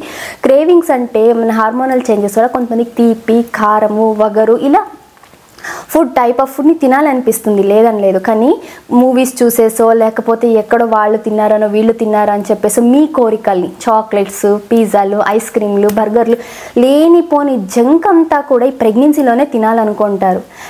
మీకు ఇంకో విషయం తెలుసా, సైంటిఫిక్గా ప్రూవ్ చేశారండి. ఇలాంటి జంక్ తిన్న పిల్లలు చాలా క్రాంకీగా ఉంటారు, ఏడుస్తూనే ఉంటారు. వాళ్ళని కంట్రోల్ చేయడం అనేది చాలా చాలా డిఫికల్టీ అయిపోతుంది కదా. అవసరమా ఇది చెప్పండి, వద్దు కదా. So healthy food is always best. అందులోని ఇంట్లో చేసిన ఫుడ్ అయితే ఇంకా మీ చేత్తో మీరు చేసుకొని తినింది. వంట చేసే వాళ్ళకి వాళ్ళ మైండ్లో ఉంటుందన్నమాట, ఎవరికి మనం వంట చేస్తున్నాము. సో మన తాలూకు పాజిటివిటీ అంతా కూడా ఆ వంట ద్వారా తినే వాళ్ళకి పోతుందంట. సో మనం తినేటప్పుడు మనకై మనం వంట చేసుకున్నప్పుడు నా బేబీని ఆలోచించుకుంటూ చేసామనుకోండి, ఆ పాజిటివిటీ అంతా కూడా బేబీకి వెళ్తుంది. మీ హస్బెండ్ కోసం మీ ఫుడ్ తిన్న ఎవరైనా సరే, మీ హస్బెండ్ కానీ, ఇన్లాస్ కానీ, లేకపోతే మీ పిల్లలు ఎవరైనా కానీ, మీరు ఎంత పాజిటివ్ మైండ్తో వంట చేశారని ఆ పాజిటివిటీ వెళ్తుంది. మీరు నెగిటివ్ థాట్స్తో వంట చేశారు, ఆ నెగిటివిటీ కూడా వాళ్ళకి వెళ్తుంది. తిన్న ఫుడ్ డైజెస్ట్ కాకపోవచ్చు, దానివల్ల నెగిటివ్ ఎఫెక్ట్స్ కూడా రావచ్చు. కాబట్టి నేను ఇక్కడ ప్రెగ్నెంట్ ఉమెన్స్కి చెప్పేది ఏంటంటే, మీరు తినే ఫుడ్ మీరు కుక్ చేసుకోండి. సో మీకు అంతా మైండ్ అక్కడే ఉంటుంది. అండ్ ఇది ఒక గ్రేట్ యాక్టివిటీగా కూడా అయిపోతుంది. ఎలాంటి నెగిటివ్ థాట్స్ లేకుండా హ్యాపీగా కొంతమందికి వంట చేయడం ఒక హాబీ లాగా ఉంటుంది. సో అలా ఎంజాయ్ చేయొచ్చు. అండ్ బేబీకి కూడా మీరు నర్చర్ చేసిన వాళ్ళు అవుతారు కదా. కాబట్టి హెల్దీ ఫుడ్ తినడానికి ట్రై చేయండి, జంక్ ఫుడ్ అసలు వద్దు. నాకు బేసిక్గానే ముందు నుంచి కూడా నాకు చాక్లెట్స్ కానీ ఐస్ క్రీమ్స్ పిచ్చ అలర్జీ. నాకు వాటిని చూస్తే ఇప్పటికీ నాకు అవ్వదు, అంత అలర్జీ ఏమో తెలియదు. నాకు చిన్నప్పటి నుంచి అవంటే ఇష్టం లేదు, ఇప్పటికీ లేదు. మా హస్బెండ్ అడిగారు అనమాట ప్రెగ్నెన్సీలో ఉన్నప్పుడు, అందరూ క్రేవింగ్స్ అంటారు కదా, నీకు ఐస్ క్రీమ్ తెచ్చేదా, చాక్లెట్ తిను, అది పిజ్జా తింటావా అని షాక్ అయ్యేవాళ్ళు అనమాట. వద్దు, నాకు ఏం తినాలనిపించడం లేదు అంటే, ఏమైనా ప్రాబ్లమా, డాక్టర్ దగ్గర డిస్కస్ చేద్దామా దీని గురించి, మామూలుగా అంటూ ఉంటారు కదా నీకేమీ రావడం లేదు కదా అని. నిజంగా మా గైనకాలజిస్ట్ని అడిగేశారు ఇలా అనేసి. అలా ఏం లేదండి, అప్పుడు ఆవిడ చెప్పారు, ఇలా ఎవరికి వాళ్ళు క్రేవింగ్స్ అని చెప్పి తింటారే కానీ యాక్చువల్ క్రేవింగ్స్ వచ్చినప్పుడు న్యాచురల్ సోర్సెస్ ఎన్నో ఉన్నాయి. స్వీట్స్ కానీ, కారం కానీ, పులుపు తినడానికి మనకు హెల్దీ ఆప్షన్స్ చాలా ఉన్నాయి, అవి ఎవరు చూస్ చేసుకోవడం లేదు. కాబట్టి దానివల్ల బేబీకి ఎఫెక్ట్ పడుతుంది అనేసి చాలా క్లియర్గా ఆవిడ ఎక్స్ప్లెయిన్ చేశారండి. సో ఈ వీడియో చూసిన ఎవరైనా సరే ఇప్పటి నుంచి మీరు దయచేసి జంక్ ఫుడ్ని అట్లీస్ట్ ఈ 9 months అయినా కంప్లీట్గా అవాయిడ్ చేయండి, తినొద్దు. దానివల్ల బేబీకి ఎంతగానో నెగిటివ్ ఎఫెక్ట్స్ పడతాయి. అండ్ మనం తినే ఫుడ్ తాలూకా ఎఫెక్ట్స్ బేబీ మీద చాలా చూపిస్తే, మీరు ఒకవేళ హెల్దీ ఫుడ్ హ్యాబిట్ ఉన్న మదర్కి ఖచ్చితంగా వాళ్ళ బేబీ సాలిడ్ స్టార్ట్ చేసిన తర్వాత హెల్దీగానే పోతుందండి. ఎగ్జాంపుల్కి నాకు కొన్ని ఫేవరెట్ ఫుడ్స్ ఉన్నాయి. నేను నా 9 months కూడా మిస్ చేయకుండా తీసుకున్న ఫుడ్లో కోకోనట్. నేను 6 months ముందు ప్రెగ్నెంట్ అవ్వడానికి 6 months ముందు నుంచి డెలివరీ అయిన 6 months, నెక్స్ట్ 6 months వరకు, డెలివరీ అయిన 6 months వరకు కూడా ఏ రోజు స్కిప్ చేయలే కోకోనట్ వాటర్. హాస్పిటల్లో డెలివరీ అయిన తర్వాత కూడా నేను ఈ కోకోనట్ వాటర్ అనేది స్కిప్ చేయలే. మా పాపకు వన్ ఆఫ్ ద ఫేవరెట్ అది, డైలీ ఇప్పటికీ తను కోకోనట్ వాటర్ డైలీ ఉండలేకపోతే అడుగుతుంది. నెక్స్ట్ వన్ పొమోగ్రనేట్, నేను ఏ రోజు మిస్ చేయలేదు, తనకి ఇప్పుడు డైలీ పొమోగ్రనేట్ కావాలి. సో ఇలా కొన్ని ఫుడ్ అండి, మనకి ఏదైనా ఫేవరెట్ ఫుడ్ ఉండి అది మంచి ఫుడ్ అయితే బేబీస్కి కూడా పుట్టిన తర్వాత వాళ్ళకి అది ఫేవరెట్ అవుతుంది. కాబట్టి ఇప్పటి నుంచే బేబీస్కి గుడ్ ఫుడ్ హ్యాబిట్స్ని కూడా మీరు కడుపులో ఉన్నప్పటి నుంచే నేర్పించచ్చు. సో ఇది ఓవరాల్గా గర్భ సంస్కార్ గురించి. అయితే మీరు ఇక్కడ గుర్తుపెట్టుకోవాల్సింది, మీరు ప్రెగ్నెంట్ కాకముందు నుంచి అంటే ప్రీ ప్రెగ్నెన్సీ నుంచి కూడా పాజిటివ్ మైండ్తో ఉండాలి. వీలైనంత వరకు స్ట్రెస్ని అవాయిడ్ చేయాలి. ఇందులో నేను బ్రెస్ట్ ఫీడింగ్ టైంలో చెప్పాను చూడండి, పాజిటివ్ హార్మోన్స్, హ్యాపీ హార్మోన్స్ అనేసి స్ట్రెస్ హార్మోన్స్ అనేవి ప్రెగ్నెన్సీలో కూడా ఉంటాయండి. Positive and happy hormones, stress hormones అనేవి. మీరు హ్యాపీగా ఉన్నప్పుడు మీకు పాజిటివ్ హార్మోన్స్ ప్రొడ్యూస్ అవుతాయి. ఈ హార్మోన్స్ ప్రొడ్యూస్ అవ్వడం వల్ల మీకు జనరల్గా ప్రెగ్నెన్సీలో వచ్చే ఈ స్ట్రెస్ కానీ, కోపము, యాంగ్జైటీ, భయాలు, లేనిపోని ఆందోళన, ఇవన్నీ కూడా కామ్ డౌన్ అవుతాయి. ఇవన్నీ చేయాలంటే మనం యాక్టివ్గా ఉండాలి. మనం ఒకే ప్లేస్లో ఉన్నాము, ఏం పని చేయడం లేదు, ఖాళీగా ఉంటున్నామంటే మనకు లేనిపోని టెన్షన్స్ వస్తుంటే ఎక్కువ ఏవేవో ఆలోచిస్తూ ఉంటాం కదండి. అలా కాకుండా డే మొత్తం మీరు ప్లాన్ చేసుకోండి, ఎలాంటి యాక్టివిటీస్ చేయాలి, ఏమేమి చేయాలి. ఇప్పుడు మనం గర్భ సంస్కారంలో చాలా విషయాలు తెలుసుకున్నాము. అవన్నీ మీకు ఏ టైంని బట్టి ఏం చేసుకోవాలనేది ఆలోచించుకొని ఒక టైం టేబుల్ మీరు చేసుకున్నట్లయితే 9 months కూడా స్ట్రెస్ అనేది తగ్గుతుంది. ఒకవేళ స్ట్రెస్ ఉన్నప్పుడు బేబీస్కి ఎలాంటి ఎఫెక్ట్స్ అవుతుంది మదర్కి బేబీకి అంటే, తక్కువ వెయిట్తో పుట్టడం, బేబీ ఎంత గెయిన్ అవ్వాలో అంత వెయిట్ గెయిన్ అవ్వకపోవడము, బేబీస్కి న్యూరో డెవలప్మెంటల్ ఇష్యూస్ ఉండడము, సరిగ్గా బ్రెయిన్ డెవలప్మెంట్ కాకపోవడము, ప్రీటర్మ్ బేబీస్ నెలలు నిండక ముందే పిల్లలు పుట్టడము, అండ్ మదర్కి లేబర్ న్యాచురల్ కాంట్రాక్షన్స్ రాకపోవడం వల్ల మదర్కి ఇండ్యూస్డ్ లేబర్ చేయాల్సి వస్తుంది. సో న్యాచురల్గా పెయిన్స్ రాకపోవడము, టైం నిండినా కూడా డ్యూ డేట్ దగ్గరకు వచ్చినా కూడా పెయిన్స్ రాకపోవడము, లేకపోతే లేబర్ చాలా ఎక్కువసేపు లేబర్ అంటే డైలేషన్ అవ్వడానికి చాలా టైం తీసుకోవడము, అలాగే బేబీ పుట్టిన తర్వాత కూడా వాళ్ళ యాక్టివిటీస్లో కూడా చాలా స్లోగా ఉండడం, డిలే, డెవలప్మెంట్స్ అన్నింటిలో కూడా డిలే అవుతారనమాట. సో మదర్ స్ట్రెస్గా ఉంటే బేబీ అండ్ మదర్కి కూడా చాలా చాలా ఎఫెక్ట్స్ పడతాయండి. డెలివరీ తర్వాత మీరు రికవరీ అవ్వడానికి కూడా చాలా టైం పడుతుంది. మీరు ఈ స్ట్రెస్ లెవెల్స్ ఇలాగే మెయింటైన్ చేస్తూ పోతూ ఉన్నట్లయితే వీలైనంత వరకు స్ట్రెస్ లేకోకుండా పాజిటివ్గా, పీస్ఫుల్గా ఉండడానికి ట్రై చేయండి. అండ్ ఇంకొకటి, మనకు అప్పట్లో అంతా కూడా ఒక 70s, 80s టైంలో కూడా అంతా ఈ టీవీస్ ఎక్కువ ఉండేవి కాదు, సిస్టమ్స్ ఎక్కువ ఉండేవి కాదు. అలాగే ఇంట్లో ఇప్పుడు ప్రతిదానికి వాషింగ్ మిషన్ ఉంది, బట్టలు ఉతకడానికి, పాత్రలు కడగడానికి డిష్ వాషర్ ఉంది, ఇల్లు క్లీన్ చేయడానికి వ్యాక్యూమ్ క్లీనర్ ఉంది. సో మనము కష్టపడి చేయాల్సిన పనులంటూ ఏమీ లేదండి. కుక్ చేయడానికి కొద్దిగా ఏమైనా కష్టపడాలేమో కానీ మిగతా పనులన్నీ సింపుల్గా అయిపోతున్నాయి కదా. సో నేను తప్పనడం లేదు, మేము వాడుతున్నాం. ఎందుకంటే వర్క్ చేస్తున్నప్పుడు మనకు టైం ఉండదు. సో వాటి హెల్ప్ తీసుకొని మనం ఏదో బ్యాలెన్స్ చేస్తూ పోతూ ఉంటాం. కాకపోతే అప్పట్లో వాళ్ళకి పర్టికులర్గా యోగా ఎక్సర్సైజ్ చేయాల్సిన అవసరం లేదు. ఎందుకంటే పొద్దున్న లేచినప్పటి నుంచి పడుకునేంత వరకు నిలబడి కూర్చొని ఇల్లు క్లీన్ చేసుకొని ప్రతిదీ వాళ్ళకి ఏమేమి యోగా ఎక్సర్సైజ్ ఉన్నాయో అన్నీ హ్యాపీగా అయిపోయాయి. ఇప్పుడు మనకు లేవు కాబట్టి స్పెసిఫిక్గా యోగా అంటున్నాం, ఎక్సర్సైజ్లు అంటున్నాం, మెడిటేషన్, ఇవి మన లైఫ్ స్టైల్లో ఇంక్లూడ్ చేయాలి అనేసి మనం మాట్లాడుకున్నాము. కాబట్టి వీలైనంత వరకు యాక్టివ్గా ఉండండి, వాక్ చేయండి, డైలీ యోగా చేయండి. ఏమేమి యోగా చేయాలని చెప్పేసి నేను సపరేట్గా వీడియో చేస్తాను, ఏ మంత్లో ఏం యోగా చేయాలి. సో దట్ మీకు మీ సో దట్ మీకు ప్రెగ్నెన్సీలో ఈ స్ట్రెస్ని అవాయిడ్ చేయొచ్చు అండ్ న్యాచురల్గా పెయిన్స్ రావడానికి కానీ న్యాచురల్ డెలివరీకి కానీ ఎంతగానో హెల్ప్ అవుతాయి. అండ్ ఒక పాజిటివ్ మైండ్ సెట్కి కూడా యోగా మెడిటేషన్ అనేది చాలా హెల్ప్ అవుతుంది. దీని గురించి డీటెయిల్గా ఇంకొక వీడియోలో చెప్తానండి ఎలా చేయాలి, ఏ మంత్లో చేయాలి అని చెప్పేసి. అండ్ ఒకవేళ వర్కింగ్ మామ్ అనుకోండి, వీకెండ్స్లలో ఫ్రీ దొరికినప్పుడు బయటికి వెళ్ళండి. ఎందుకంటే 4 గోడల మధ్య ఉంటారు కదా, అలా బయటికి వెళ్ళండి. బయటికి వెళ్ళడం కూడా నేనైతే ఈ 9 monthsలో కూడా ప్రెగ్నెన్సీలో ఉన్నప్పుడు వీకెండ్స్ ఎప్పుడెప్పుడు వస్తాయా అని వెయిట్ చేశాను, సో దట్ బయటికి వెళ్ళొచ్చని. కానీ బయటికి వెళ్ళడం కూడా ఏదో క్రౌడెడ్గా ఉండే ప్లేసెస్కి, మాల్స్కి ఇలా వెళ్ళే వాళ్ళమే కదా, పోలేదు. ఎప్పుడో ఒకసారి అలా షాపింగ్కి అలా ఒకసారి వెళ్ళానేమో, కానీ జనరల్గా అయితే అదే పనిగా అవుటింగ్ అన్నట్టుగా బయటికి మాల్స్కి ఇలా అయితే క్రౌడెడ్ ప్లేసెస్కి అయితే తిరగలేదండి. ఈ 9 months కూడా ఈ బెంగళూరు సరౌండింగ్లో ఉండే అన్ని గుళ్ళు కవర్ చేసేసాం. ఎందుకంటే నాకు గుడికి వెళ్ళడం అండ్ స్పిరిచువల్గా చాలా ఇంట్రెస్ట్ ఉంది.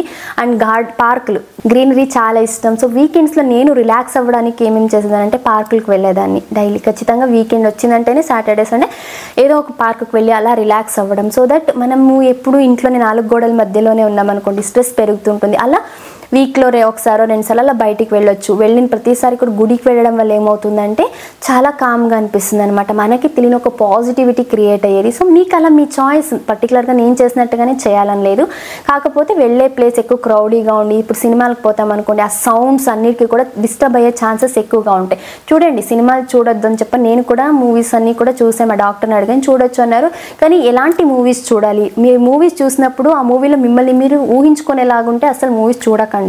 మూవీని అంతవరకే చూస్తాము, దాని గురించి మళ్ళీ ఎక్కువ ఆలోచించము అనేలాగుంటే మూవీస్ కూడా చూడండి. ఎందుకంటే చాలామంది చేసేది ఇప్పుడు ప్రెగ్నెంట్ అవ్వగానే ఓపెన్ చేస్తారండి గూగుల్, యూట్యూబ్ని. చూసే స్టోరీస్ ఎట్లుంటాయంటే పాజిటివ్ థాట్స్ షేర్ చేసిన వాళ్ళకన్నా కూడా నెగిటివ్, నా ప్రెగ్నెన్సీలో ఇలా జరిగింది, నేను ఇది ఫేస్ చేశాను అనే వాళ్ళదే ఎక్కువ చూస్తారు. ఎందుకంటే ఆబ్వియస్లీ నెగిటివ్ ఎక్కువ అట్రాక్ట్ చేస్తుంది ఎవరినైనా సరే. కానీ నేను చాలా స్ట్రిక్ట్గా చెప్తున్నాను, అలాంటి వీడియోస్ అస్సలు చూడకండి.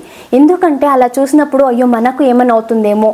ఇప్పుడు ఎవరో చెప్తారు, నాకు ప్రెగ్నెన్సీలో థైరాయిడ్ ఇష్యూ ఉన్నింది, నాకు ప్రెగ్నెన్సీలో నాకు చాలా హై రిస్క్ ప్రెగ్నెన్సీ ఉన్నింది. తెలుసుకోండి, మీరు ఎలా అంటే మీకు మీ మీద కాన్ఫిడెంట్ ఉంది, నేను అది చూసినా కూడా దాని గురించి నేను అవేర్నెస్ కోసం చూస్తున్నాను, సో దాన్ని నేను నా ప్రాక్టికల్ లైఫ్లో నేను ఇంప్లిమెంట్ చేసుకోను అనే కాన్ఫిడెంట్ మీకున్నట్లయితే అలాంటి వీడియోస్ కూడా చూడండి.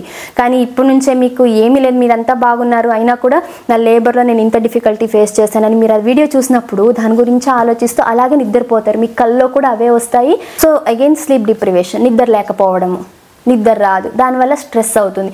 అగైన్ నెక్స్ట్ డే మొత్తం డిస్టర్బ్ అయిపోతుంది, మీరు డిస్టర్బ్ అవుతారు, దాని గురించి ఆందోళన, టెన్షన్, యాంగ్జైటీ, బేబీ అలాగే పుడతారు.